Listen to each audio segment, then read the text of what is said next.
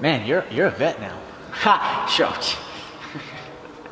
How, Not there. how crazy is that? How does that feel, Youssef? You were a UFC vet that is multiple fights deep into his career. It's pretty cool, man. But I still got a lot to go, man. I still got a couple things to learn. You know, I learned a lot from the two fights that I had. So for me, it was like I had 30 minutes in the UFC cage. So it's pretty cool to see the experience that I'm learning and I'm taking away from all that 30 minutes that I learned. So, and yeah, man, it's pretty cool to last year I was not even in the UFC. This year, not even 6 months in, we're about to be 3 fights in. So it's pretty cool, and I'm pretty blessed to have that. Talk to me about the growth experience after making the walk for the first time in the UFC. Oh man, it was blessings in disguise, as they say. You know, it was like I walked in there and I was like really just like the best camp I had, the best everything I had. That like it was just there for me. You know, like I know it was an opportunity gonna come up, but I didn't know it was gonna be UFC or anything. So for me to go out there and really experience the whole thing and a pay-per-view card and all that for me, so that was, and actually crowds and everything, you know. So it was like it's pretty cool, and I'm glad that I did that this year during all these pandemics and stuff like that, to really experience that UFC case instead of experiencing it now during all this pandemic stuff. So I'm very happy and grateful for that. You kind of have a weird way of sensing things that are going to happen before they happen. Yeah, man, I don't know. It's just weird. I was like, I guess like I dream about it or something like that. I don't know, man. I feel I have like a feeling, and I stick with my feeling and stick with my gut. And I was like, I know there's chances, and you know, like when you eat something, you're like, oh, I don't know, man, I might fight soon, you know, and stuff like that. So for me, that's what like messes with me a little bit. I'm like, I don't know, man, I might actually have a call coming up. So I was like, I gotta be really strategic about my lifestyle and my everything. So, and yeah, man, I just go with the flow, man. If it's there, it's there. Like I feel like I have a short notice. I'm gonna be ready, and I'm trying to do anything for it. Are you ever going to get a full camp? I don't know, man. I don't know. If full camp comes in, but if I was at 35, I would definitely say, well, we definitely need a full camp. But 45, we get to play around a little bit, you know, we really get to test the waters a little bit. So, and I'm happy with that. I feel like I perform a lot better at short notices than my whole career than actual camps. So.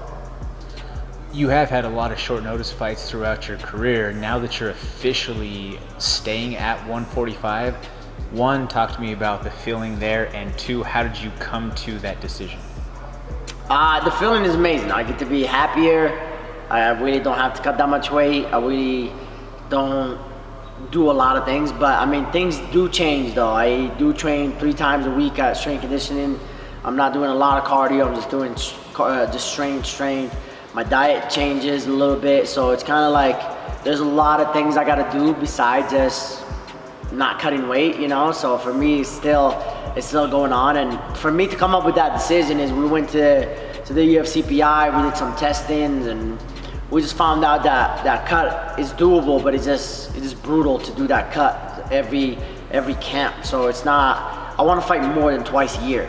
I want to fight like 3 times plus. So if I get the opportunity to fight 3 times, I want to fight 3 times. I don't want to be like, well, I can't make the weight, and I'm too heavy, or this and that. So that's why this decision came in. And I talked to my coach, Mark Montoya, the whole team, the strength conditioning team, the nutritionist, and my management, and we really decided to stay there. With you only being 23, was having to make that cut a concern not only for the immediacy of being able to fight multiple times a year, but was that also something that came into the long-term concern as far as the longevity of your career as it relates to the wear and tear on the body through the weight cut process? I think it was the long-term, to be honest. You know, it's like you get older, the weight cuts will get tougher, and I feel like we really can get to our body as a 45, but like I'm still young, so like I feel like I'll get more strength and more weight on me than now, obviously. So it's like I'm not too worried about it, and I'm not too really stressed about it. So like I really don't have to stress about anything. I was like, I got the team doing everything for me. All I have to do is show up and actually do my work. So I'm pretty excited about that. You're a chicken farmer now. Ha ha ha. No, yeah. So during quarantine, so I was staying at the house. Obviously, I couldn't go see my family. My dad is high cholesterol and stuff like that. So I was like, didn't want to risk it or anything. And then my girl's family is like 70 plus. So for us, it was like we had to stay home. Like we really couldn't do anything. Like we can't quarantine her family. I can't quarantine my family. So it was a weird situation for me. So I was like, I think it was like March. Yeah, March. As soon as March hit, and I was like, you know what, man? I was watching all these chicken videos and all this. I was like, you know what? I'm about to have chicks in my apartment. I had chickens in my apartment. So I was raising chickens in my apartment. Like this baby's, like now they're huge though, but I had them and like the whole house was dusty because of the pine shavings and stuff like that. But it was the dopest experience I had though. It's like pretty cool to see things grow and really move on with life, And now I moved them to my dad's house, so it's pretty cool to go every week and really just see the progress we did and me building their own chicken coop and stuff like that. It's just pretty cool to see. And don't you now that the eggs get put to good use, don't they? Yeah, actually, not my chickens, my dad's chickens.